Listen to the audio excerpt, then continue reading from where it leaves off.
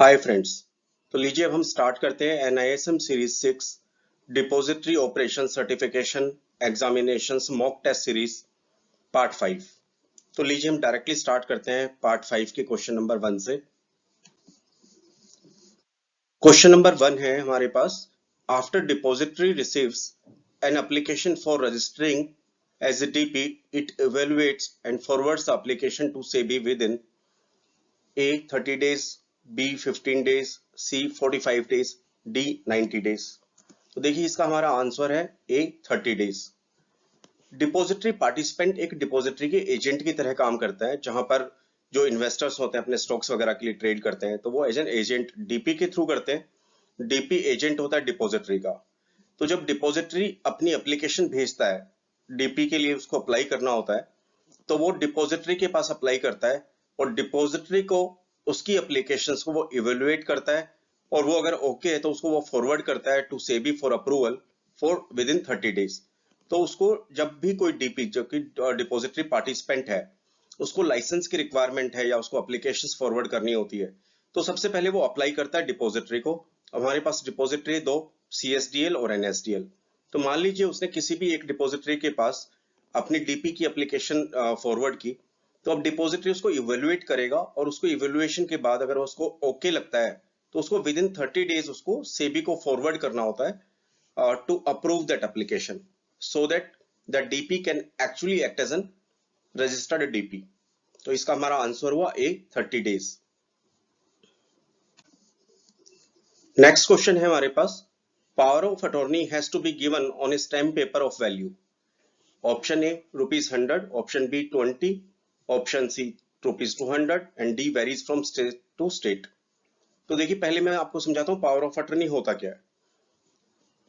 मान लीजिए मैं इन्वेस्टर हूं और मैं डीपी के साथ स्टॉक्स वगैरह में ट्रेड करना चाहता हूं, बट मैं डायरेक्टली खुद से नहीं कर सकता कोई भी काम, या किसी भी रीजन से मुझे ये पावर ऑफ अटर्नी, ताकि वो मेरे बिहाफ पे कोई कोई दूसरा व्यक्ति उसके ऊपर काम कर सके, उसके ऊपर ट्रेड कर सके, उसके ऊपर एग्जीक्यूट कर सके, तो मुझे उसको एक स्टैम्प पेपर पर पावर ऑफ अटर्नी एग्जीक्यूट करनी पड़ती है। तो उसके ऊपर जो स्टैम्प पेपर लगता है उसकी वैल्यूज कितनी होती है, questions related to stamp paper value है। तो देखिए इसका हमारा आंसर है डी। जो स्टैम्प पेपर की वैल्यू होती है जिसके ऊपर पावर ऑफ अटर्नी एग्जीक्यूट करते हैं, वो स्टेट टू स्टेट वेरी करती है, और स्टेट के अपने लॉज होते हैं स्टैम्प पेपर से रिलेटेड। तो स्टैम्प पेपर कितने वैल्यू का लगेगा पावर ऑफ अटर्नी एग्जीक्यूट करने के लिए, वो स्टेट टू स्टेट वेरी करेगा।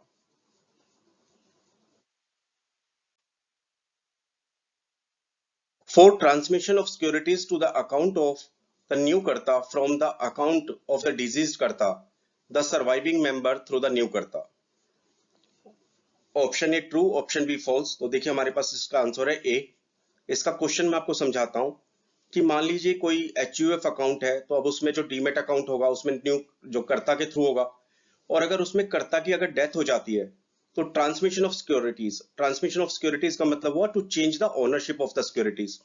तो फैमिली में जो भी एल्डेस्ट मेंबर होगा नया, उसको न्यू कर्ता बना दिया जाएगा, और वो न्यू कर्ता सर्वाइविंग मेंबर के थ्रू एक अप्लाई करेगा न्यू अकाउंट के लिए। और जब वो नया अकाउंट ओपन हो जाएगा, तो जो पुराने अकाउंट की सिक्योरिटीज है, जहां पर जो ओल्ड करता था जिसकी डेथ हो गई, तो वहां पर जो सिक्योरिटीज थी वो ट्रांसमिट कर दी जाएंगी, उसकी ओनरशिप चेंज कर दी जाएंगी to the account of new karta that would be applied through the other surviving member. तो इसका हमारा आंसर हुआ ए।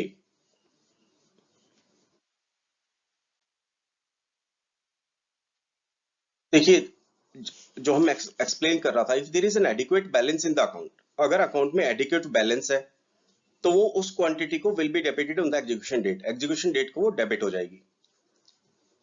But if adequate balance does not exist, but अगर जो मैंने मान लीजिए कोई सिक्योरिटी है ए, अगर उसका बैलेंस ही एग्जिस्ट नहीं करता और उसकी डेबिट ट्रांजेक्शंस के लिए दिया हुआ है, then instructions will be wait for the adequate balances till the execution date. जैसे मैंने आपसे यहाँ पे एग्जांपल लिया था कि मान लीजिए एग्जीक्यूशन डेट है 28 की, तो 28 तक वो वेट करेगा एडिक्वेट बैलेंसेस का। अब क्या होगा, अगर मान लीजिए जो डिपॉजिटरी है वो NSDL है, तो क्या होगा, जैसे ही वो सिक्योरिटीज आएंगी, तो जैसे ही वो एडिक्वेट बैलेंस हो जाएगा वो इमीडिएटली डेबिट हो जाएगी। बट अगर डिपॉजिटरी CDSL है, तो account will be debited after predefined interval of the time on the receipt of adequate balances. तो एग्जीक्यूशन डेट पे आने पे जो भी predefined interval of time है, उसके ऊपर ही वो डेबिट हो पाएंगी। In case where adequate balances are not received, but अगर कोई ऐसा केस हो जाता है कि डेट ऑफ एग्जीक्यूशन डेट आ गई है बट वो सिक्योरिटीज फिर भी अकाउंट में अवेलेबल नहीं है, तो the instructions will fail both for NSDL and CDSL.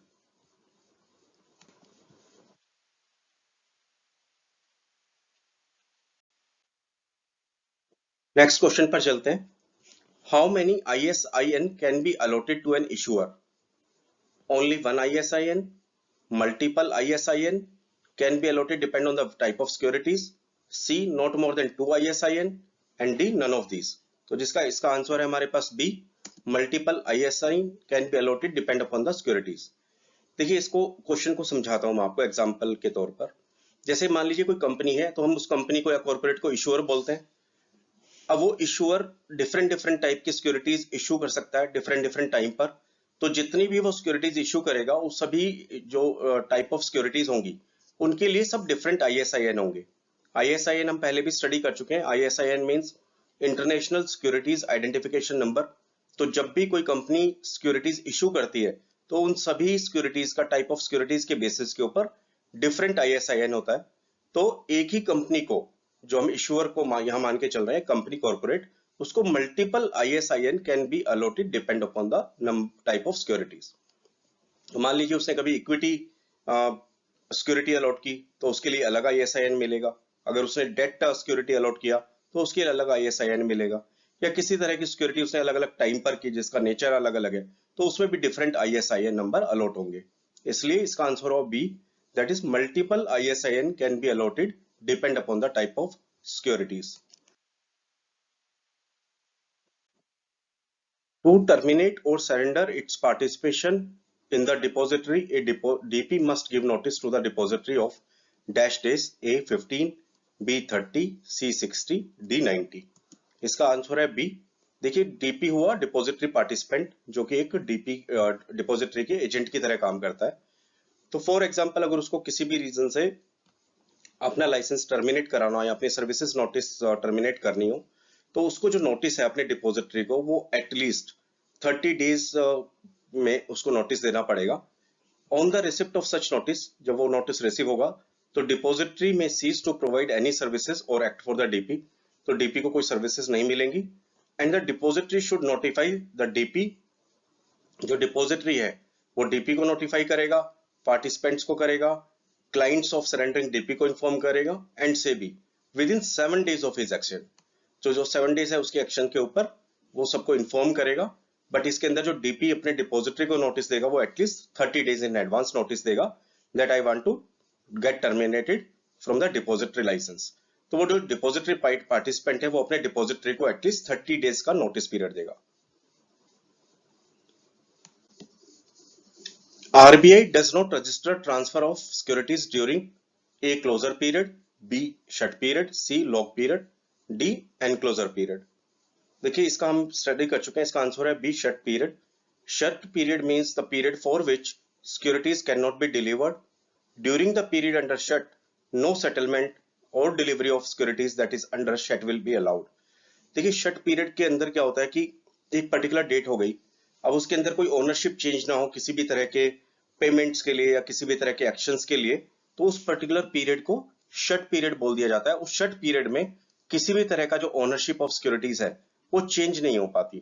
इसलिए RBI does not register transfer of securities during shut period, ताकि जो उसके एक्चुअल ओनर हैं उस पर्टिकुलर डेट तक उनको सभी वो बेनिफिट जो डिक्लेयर करते हैं आरबीआई या गवर्नमेंट ऑफ इंडिया वो उन एक्चुअल इन्वेस्टर्स को मिल सके। तो इसलिए वो शट पीरियड होता है और उस शट पीरियड में किसी भी तरह की transfer of securities take place नहीं करती।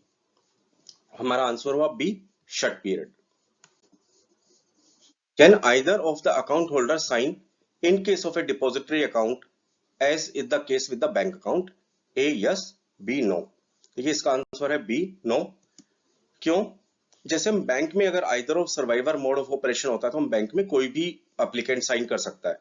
तो मान लीजिए अकाउंट है ए एंड बी के नाम से और उसका mode of operation either survivor. अगर वो बैंक में अकाउंट है तो दोनों में से ए और बी में से कोई भी साइन कर सकता है ट्रांजेक्शन्स करने के लिए।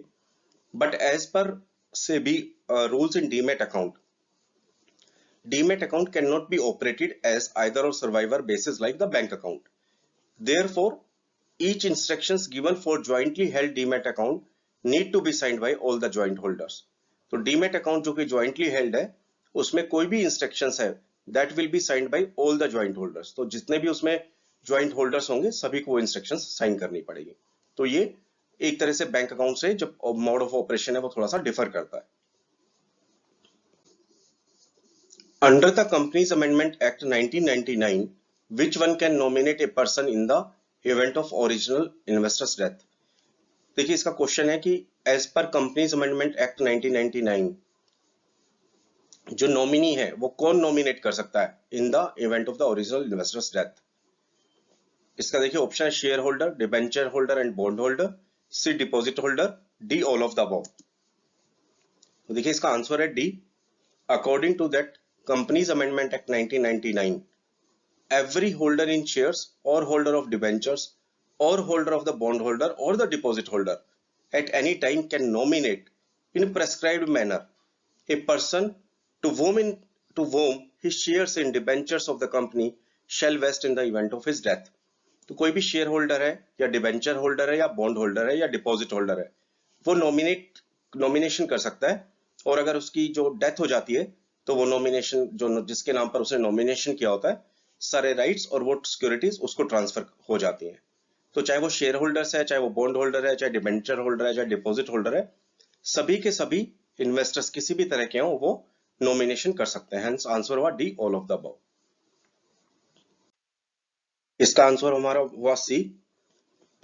अगर कोई भी डिपॉजिटरी पार्टिसिपेंट है तो अगर उसको अपना लाइसेंस अगर रिन्यू करना है तो उसको 6 मंथ के अंदर before expiry date of validity जब तक उसका सर्टिफिकेशन ऑफ रजिस्ट्रेशन है उसको रिन्यूअल के लिए एप्लीकेशन लगाना पड़ेगा. That is for 3 months before the expiry date of validity. तो उसके पास एक ऑलरेडी एक सर्टिफिकेट ऑफ रजिस्ट्रेशन है, उसकी वैलिडिटी की जो एक्सपायरी डेट है उसके एटलीस्ट 3 मंथ्स बिफोर उसको रिन्यूअल के लिए अप्लाई करना पड़ेगा. Hence answer is c. Primary connectivity mode of DP with depository is VSAT or lease line. A true, B false. देखिए answer is A. Depository participant का depository से जो connectivity होता है का primary connectivity can be by way of VSAT से हो सकती है या लीज लाइन और इंटरनेट से हो सकती है. Full scale connectivity by way of PSTN line. But होता क्या है कभी कभी अगर ये लाइंस फेल कर जाती हैं तो अगर आप देखते हैं तो dial up lines also has to be arrange as a fall back if the primary connectivity fails. But अगर किसी रीजन से अगर प्राइमरी कनेक्टिविटी फेल हो जाती है तो टू सर्वाइव दैट बिजनेस और बिजनेस कंटिन्यूटी के लिए डायल अप लाइंस की भी एज ए फॉल बैक और उसको हम बोल सकते हैं प्लान बी के मेथड के अकॉर्डिंगली उसका भी सेटअप वहां पर होना चाहिए. इस answer is a. That primary connectivity mode of DP with the depository is VSAT और lease line but dial up line को भी as a fall back plan के थ्रू इसको रिजर्व किया जाता है. उसके पास सेटअप होना रिक्वायरमेंट है.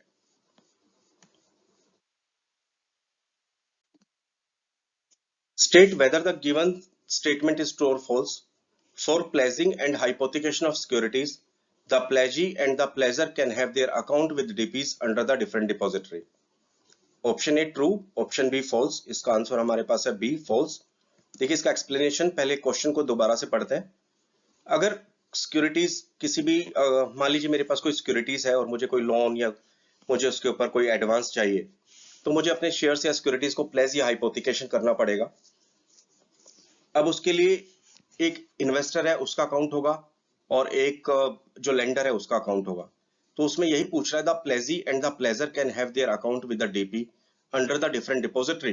कि मान लीजिए कि इन्वेस्टर का अकाउंट है CDSL के साथ जबकि मान लीजिए जो लेंडर है जो उन सिक्योरिटीज को जिसको हम हिंदी में बोलते हैं गिरवी को प्लेज को क्या बोलते हैं गिरवी रखना. तो शेयर्स को या सिक्योरिटीज को वो गिरवी रखते हैं. तो अगर मान लीजिए इन्वेस्टर का अकाउंट है CDSL के साथ में और मान लीजिए जो लेंडर है जो मुझे लेंड करेगा मेरी उन सिक्योरिटीज के अगेंस्ट में मान लीजिए उसका अकाउंट है NSDL में. तो क्या ये पॉसिबल है कि वो मेरे को लेंड कर सके.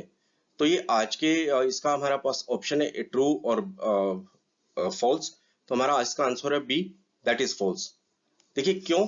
अभी as per arrangement till now जो बोथ द पार्टीज होती है जो प्लेजर एंड प्लेजी. प्लेजर हुआ जिसको लोन लेना है जो अपनी सिक्योरिटीज को गिरवी रखेगा जो प्लेज करेगा और प्लेजी हुआ जो लेंडर है एनबीएफसी हो सकता है, बैंक हो सकता है, जो उन सिक्योरिटीज को गिरवी रखेगा अपने पास एज ए कस्टडी, प्लेज करेगा और उसके अगेंस्ट में लोन देगा। तो दोनों का जो अकाउंट है वो एक ही सेम डिपॉजिटरी के पास होना मैंडेटरी है। क्यों? क्योंकि अभी as an inter depository pledge is presently not permitted, अभी सिस्टम अलाउ नहीं करता है। तो अगर जो प्लेजर है जिसको लोन लेना है, अगर उसका अकाउंट एनएसडीएल है, तो प्लेजी जो लोन देगा, जो लेंडर है, उसका भी अकाउंट उसी डिपॉजिटरी के पास होना चाहिए। तो मान लीजिए इन्वेस्टर का है सीडीएसएल के पास, तो जो लैंड करने वाला है जो प्लेजी, उसका भी सीडीएसएल के पास होना चाहिए। और अगर कोई प्लेजर है जिसको लोन लेना है, अगर उसका एनएसडीएल के पास है, तो जो लेंडर है, जो प्लेजी है, उसका भी एनएसडीएल के पास ही होना रिक्वायरमेंट है। तो इसका आंसर हो गया हमारा बी, फॉल्स। क्यों? क्योंकि pledgee and pledger can have their account with DPs under the different depository. तो डिपॉजिटरी डिफरेंट नहीं हो सकते। बट फ्रेंड्स, यहाँ पर कई बार क्वेश्चन क्या आता है, यहाँ पर आ जाता है can have their account with different DPs. तो उनके डिपॉजिटरी जो पार्टिसिपेंट्स होते हैं वो डिफरेंट हो सकते हैं, बट डिपॉजिटरी जो कि इंडिया में दो ही है, वो एक ही डिपॉजिटरी रहेगा, प्लेजी एंड प्लेजर का। अब इसमें ये बात एक देखने लायक है कि जो जनरली जो लोन देता है, जैसे एनबीएफसी या बैंक हो गया, क्योंकि दो ही डिपॉजिटरी है, तो वो अपने अकाउंट्स जो होते हैं वो दोनों के साथ मेंटेन करते हैं। बिकॉज उनके जो इन्वेस्टर्स होते हैं, जो उनके पास लोन के लिए अप्लाई करते हैं, उनमें किसी का अकाउंट एनएसडीएल के साथ होगा, किसी का सीएसडीएल के साथ होगा। तो ये जो दोनों डिपॉजिटरी है, तो उसके पास कोई भी जब इन्वेस्टर्स जाएगा लैंडिंग करने के लिए या अपना लोन लेने के लिए, अपने शेयर्स को प्लेज करने के लिए, तो जो डिपॉजिटरी पार्टिसिपेंट्स हैं, जैसे सपोज कोई एनबीएफसी हो गया या कोई बैंक हो गया, वो उसी डिपॉजिटरी को अप्लाई कर देंगे या उसी डिपॉजिटरी के थ्रू कर देंगे जहां पर इन्वेस्टर का अकाउंट है। इसलिए उनके प्लेजी और प्लेजी के डिपॉजिटरी पार्टिसिपेंट तो डिफरेंट हो सकते हैं, बट उनकी डिपॉजिटरी सेम रहने की रिक्वायरमेंट है।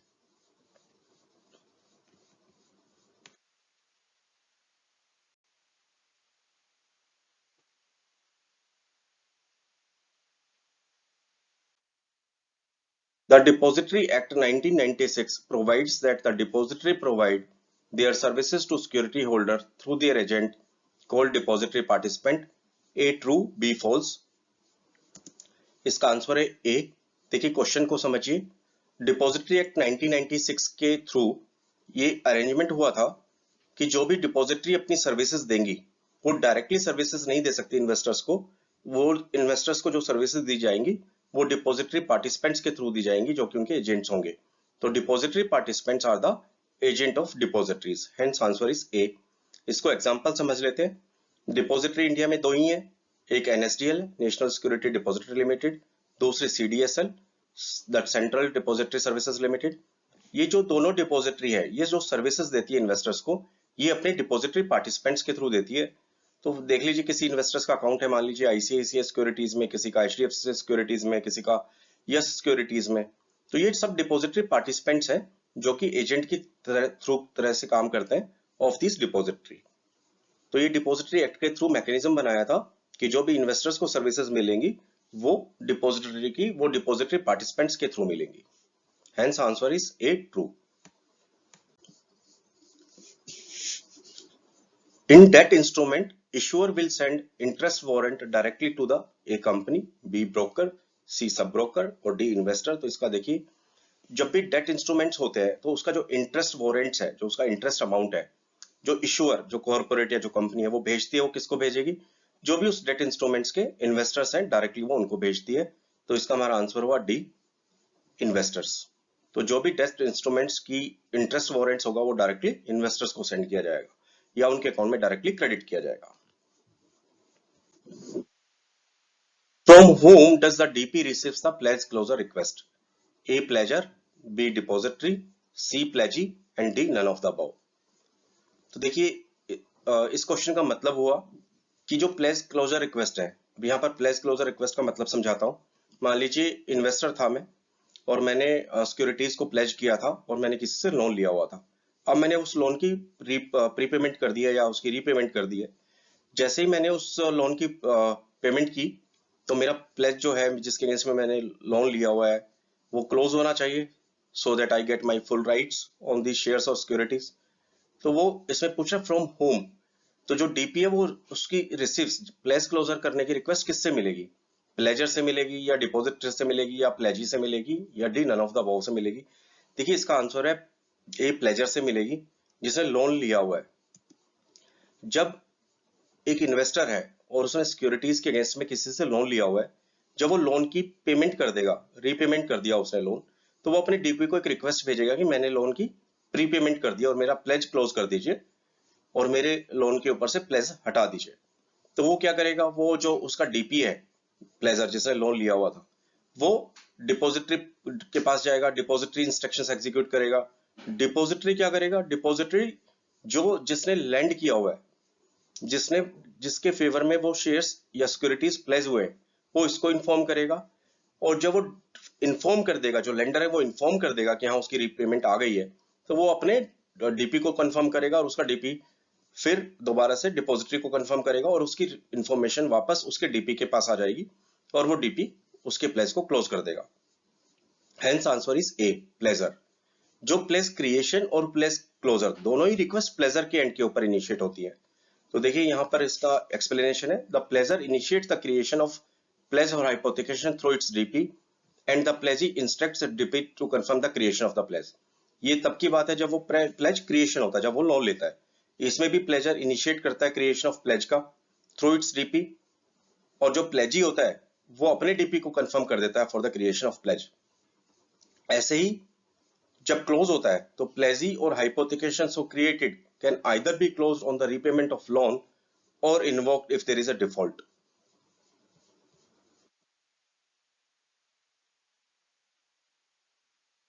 तो इसमें जब प्लेज क्रिएशन होता है वो भी प्लेजर इनिशिएट करता है, और जब प्लेज क्लोजर होता है तब भी वही इनिशिएट करता है।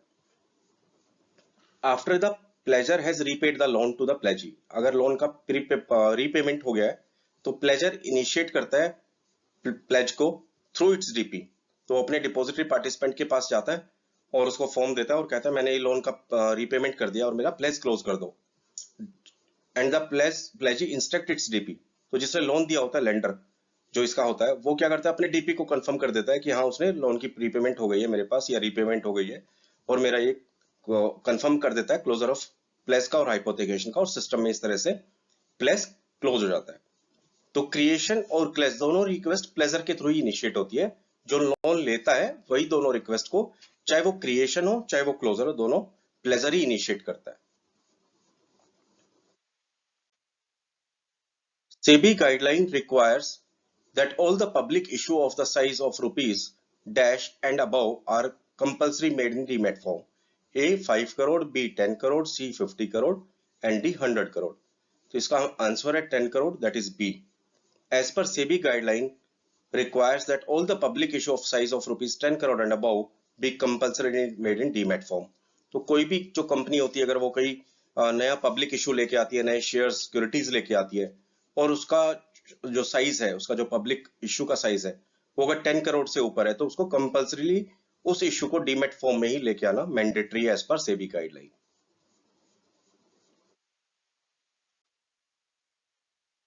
An active dash promotes the growth of the primary market and capital formation. A secondary market, bullion market, money market, forex market. देखिए इसका आंसर है ए, an active secondary market promotes the growth of the primary and the capital formation. ये कैसे होता है? An active secondary market promotes the growth of primary market and capital formations since the investors in the primary market are assured of a continuous market where they have an option to liquidate their investments. तो देखिए primary market में कौन हुआ? Merchant banker हुए, merchant या anchor investors हुए। जो initial जो इश्यूज होता है, जो पब्लिक इशू होता है, अब मान लीजिए मैंने अप्लाई कर लिया, ये मेरे साथ लाखों लोगों ने अप्लाई कर लिया और मेरे पास सिक्योरिटीज आ गई, तो सेकेंडरी मार्केट किस में हेल्प करता है? सेकेंडरी मार्केट, अगर मुझे भरोसा है कि मैं इन अपने शेयर्स को, इन सिक्योरिटीज को कभी भी बेच सकता हूँ सेकेंडरी मार्केट के थ्रू, तो मेरे डेफिनेटली प्राइमरी मार्केट और कैपिटल फॉर्मेशन होती है और प्राइमरी मार्केट को हेल्प करता है। अगर ये कंटिन्यूअस सपोर्ट नहीं होगी कि मैं सेकेंडरी मार्केट में ये अपनी सिक्योरिटीज को बेच पाऊं, तो डेफिनेटली मैं प्राइमरी की मार्केट में भी मेरा इंटरेस्ट कम हो जाएगा। इसलिए बोलते हैं कि an active secondary market promotes the growth of primary market and capital formation. Hence answer is से ए, सेकेंडरी मार्केट प्रमोट करता है प्राइमरी मार्केट को एंड कैपिटल फॉर्मेशन को। Depository is an organization where securities of an investors are held and transferred in electronic form. A true, B false. देखिए इसका answer है हमारे पास ए true. जो डिपॉजिटरी है कि वही ऑर्गेनाइजेशन है जहां पर एक इन्वेस्टर्स की सिक्योरिटीज है वो इलेक्ट्रॉनिक फॉर्म में ही रखी जाती है और इलेक्ट्रॉनिक फॉर्म में ही ट्रांसफर की जाती है। हमारे पास इंडिया में दो डिपॉजिटरी है, एक है हमारे पास एनएसडीएल और दूसरी हमारे पास सीडीएसएल। तो ये दोनों डिपॉजिटरी जो भी शेयर्स और सिक्योरिटीज होती है वो सभी इलेक्ट्रॉनिक फॉर्म में ही रखते हैं और इलेक्ट्रॉनिक फॉर्म में इनको ट्रांसफर किया जाता है। इसका आंसर का एक्सप्लेनेशन पढ़िएगा। इसकी डेफिनेशन है, a depository is an organisation.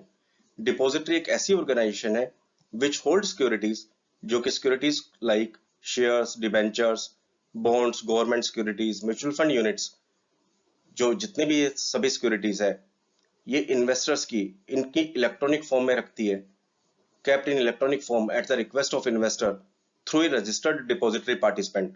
क्योंकि इन्वेस्टर का जो अकाउंट होगा वो डिपॉजिटरी पार्टिसिपेंट में होगा तो उनके थ्रू इलेक्ट्रॉनिक फॉर्म में रिकॉर्ड रखते हैं। It also provide services related to the transaction securities. तो जो सिक्योरिटीज की ट्रांजेक्शन होगी बाय एंड सेल की वो भी इलेक्ट्रॉनिक फॉर्म में ही होती है और वो थ्रू डिपॉजिटरी पार्टिसिपेंट्स होती है, बट ये सारा हेल्प करती है डिपॉजिटरीज इनको करने में। नेक्स्ट क्वेश्चन है हमारे पास, A clearing corporation or a clearing house of a stock exchange shall not be permitted to open beneficiary accounts for clients except where it has been permitted by the RBI to offer constituents SGL account facility to the investors। इसका answer है हमारे पास option से A true, B false. इसका answer है A. Clearing corporation is an organization associated with an exchange. ये association होती है इनकी एक्सचेंज से और वो क्या हैंडल करती है, confirmation, settlement and delivery of transactions को। तो क्लियरिंग कॉर्पोरेशन है ये कोई भी they are not permitted to open beneficiary accounts. वो बेनिफिशियरी अकाउंट्स को ओपन नहीं कर सकती। बेनिफिशियरी अकाउंट्स को ओपन कर सकते सिर्फ डिपॉजिटरी पार्टिसिपेंट्स। ये सिर्फ उन क्लाइंट्स के लिए जहां पर आरबीआई परमिट करती है, सिर्फ उनके लिए ही बेनिफिशियरी अकाउंट्स को ओपन कर सकती है। Hence answer A which is true. The dash initiates the creation of pledge or hypothecation through its DP, pledger, pledgee, broker, bank. देखिए इसका आंसर है प्लेजर। मैंने आपको लास्ट में भी समझाया था। हमारा आंसर होगा ए। जो प्लेजर होता है जिसके पास वो सिक्योरिटीज होती है जिसके अगेंस्ट में उसको लोन लेना होता है, वही जब भी लोन लेगा तब भी वो प्लेजर जो प्लेज की क्रिएशन रिक्वेस्ट है वो इनिशिएट करेगा और जब वो लोन का रीपेमेंट कर देगा तब जब उसको प्लेज क्लोज करना होगा उसकी भी रिक्वेस्ट प्लेजर इनिशिएट करेगा। वो कैसे जाता है देखिए, यहां पर मैं आपको क्रिएशन समझाता हूं। यहां पर सबसे पहले क्या हुआ, यहां पर प्लेजी है और यहाँ pleasure.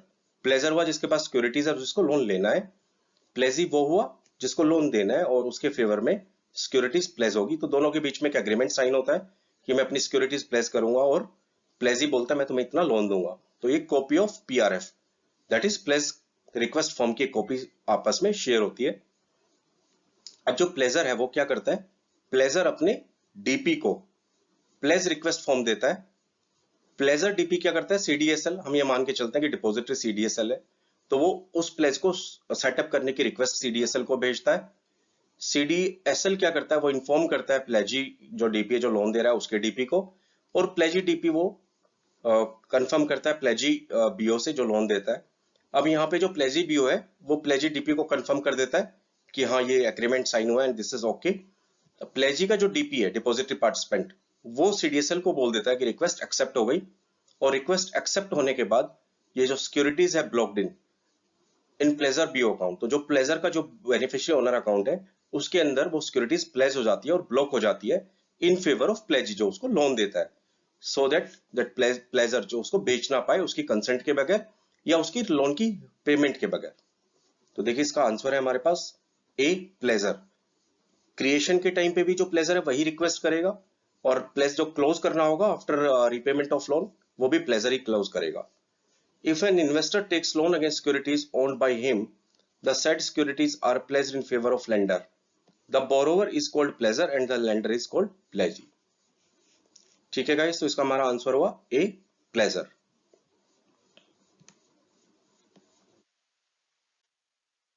Following client details cannot be changed even after opening the Demat account except for A PAN number, B nominee detail, C account holder's name, D bank details. देखिए इसका आंसर हमारे पास है ए पैन नंबर, एक बार account open हो जाता है तो उसके बाद पैन नंबर चेंज नहीं किया जा सकता, क्योंकि पैन नंबर टैक्सेशन से रिलेटेड है और एक इंडिविजुअल की लाइफ में जो पैन नंबर है वो एक ही बार वन टाइम वैलिड होता है। Nominee details an number of times change की जा सकती है। अकाउंट होल्डर का नाम भी चेंज किया जा सकता है, अगर कोई मैरिज की वजह से नाम चेंज हो गया हो या किसी ऑफिशियल गैजेट में किसी वजह से उसको अकाउंट होल्डर को नाम चेंज करना हो, वो भी चेंज किया जा सकता है। उसने बैंक का अपना अकाउंट कहीं और ट्रांसफर कर लिया, वो बैंक डिटेल भी चेंज की जा सकती है, बट पैन नंबर चेंज नहीं किया जा सकता। Hence answer is A, PAN number. DP has to be registered with, देखिए डीपी किसके साथ रजिस्टर होगा? A depository, B exchanges, C SEBI and D none of the above. तो answer is C, DP is an entity who is registered as such with SEBI under the provision of SEBI act. तो SEBI act के through SEBI के under ही register होगा। जो वो services provide करेगा वो through as an agent provide करेगा of the depository, but वो रजिस्टर्ड होगा, वो होगा under SEBI. As per the provision of this act, a DP can offer depository related services. जो डीपी है वो डिपॉजिटरी सर्विसेज तभी प्रोवाइड कर पाएगा after obtaining a certificate of registration from SEBI. तो अगर डीपी को किसी को लाइसेंस या सर्टिफिकेट ऑफ रजिस्ट्रेशन चाहिए तो सबसे पहले किसको अप्लाई करता था? वो सबसे पहले डिपॉजिटरी को अप्लाई करेगा, या तो एनएसडीएल को अप्लाई करेगा या सीडीएसएल को अप्लाई करेगा। जब उनके पास वो अप्लाई करेंगे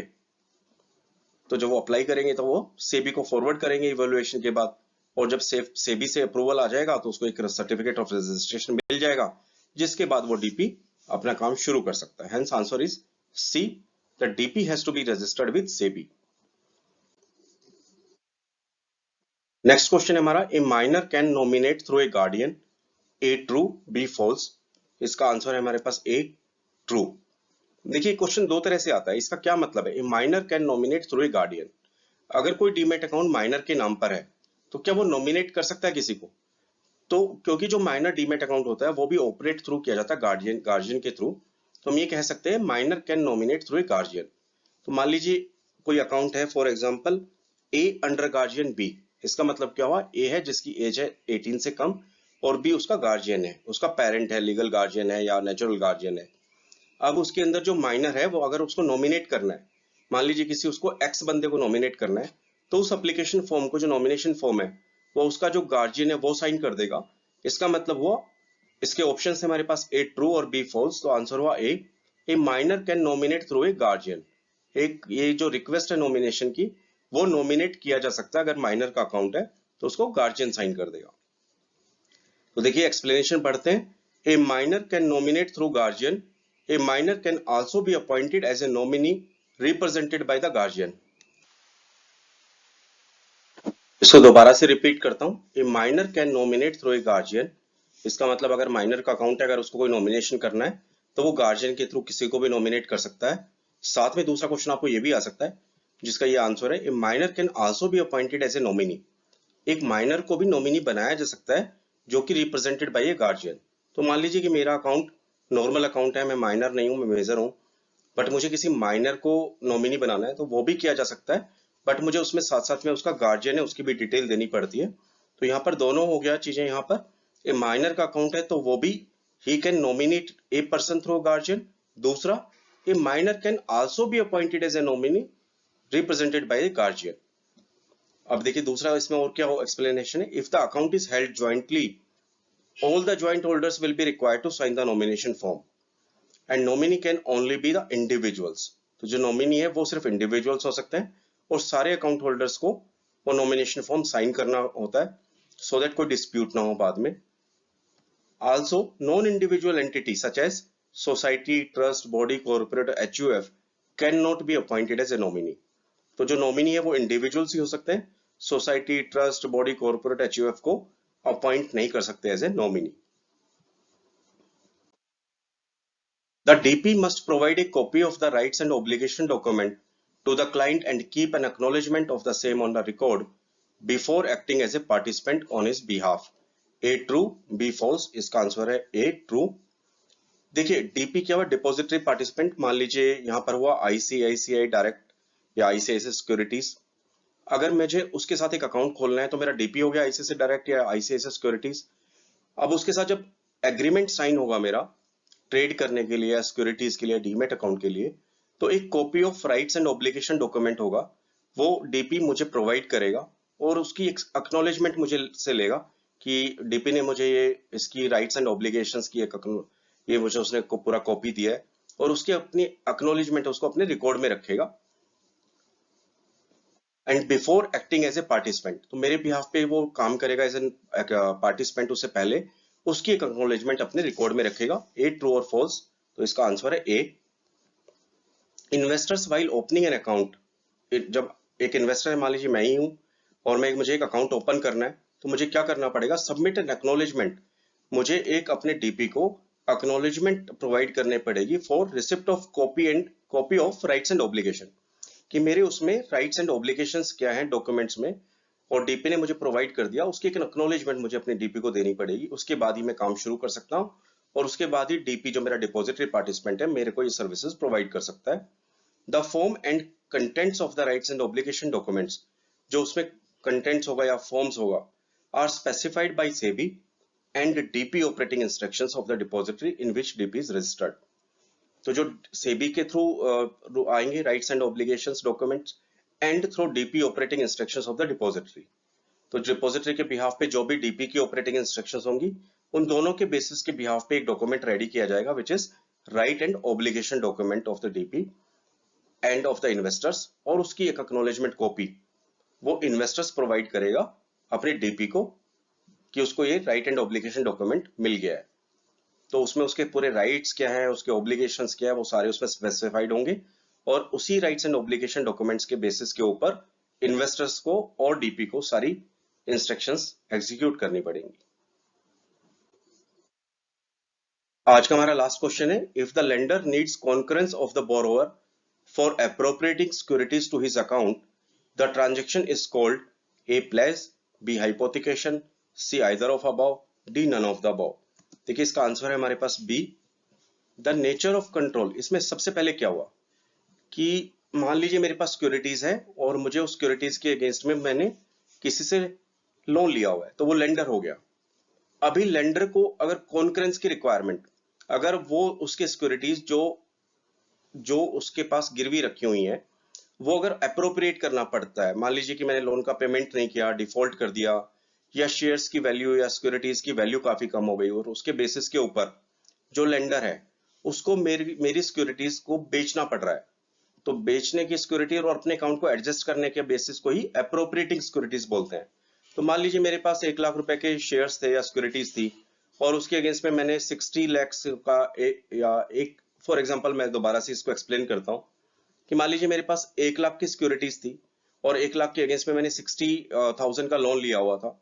अब 60,000 के लोन की बेसिस में मैं रीपेमेंट नहीं कर पाया, या उनकी वैल्यूज कम हो गई, सिक्योरिटीज मार्केट या शेयर मार्केट डाउन हो गया, और जो लेंडर है जिससे मैंने लोन लिया हुआ है उसको अपना अकाउंट एडजस्ट करने के लिए अगर उन शेयर्स को बेचना पड़े, तो उसको बोलते हैं बेच के एडजस्ट करना पड़े अमाउंट को, तो उसी को बोलते हैं appropriating of securities to his account. तो या तो वो सिक्योरिटीज को अपने अकाउंट में ले लेगा या उसको एडजस्ट कर देगा उसको बेच के। अब इसको दिस ट्रांजेक्शन इज कॉल्ड, तो ये ट्रांजेक्शन अगर देखिए क्या है, नीड्स कॉन्करेंस, अगर इसके अंदर बोरोवर की कॉन्करेंस चाहिए तो वो हाइपोथिकेशन हुआ, बट अगर बोरोवर की कॉन्करेंस नहीं चाहिए, उसकी उसका एग्रीमेंट नहीं चाहिए, तो उसको प्लेज बोलते हैं। तो इसका आंसर हो B, hypothecation. The nature of control of the securities offered as collateral determines whether the transaction is pledge और hypothecation.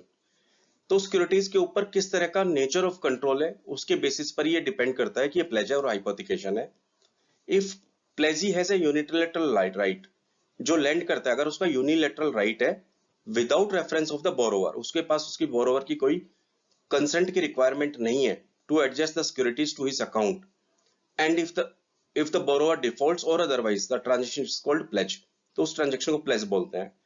But if the lender need concurrence, but अगर लेंडर को बोरोवर की कॉन्करेंस चाहिए या प्लेजर की concurrence चाहिए उन securities को एडजस्ट करने के लिए अपने अकाउंट में, this transaction is called hypothecation.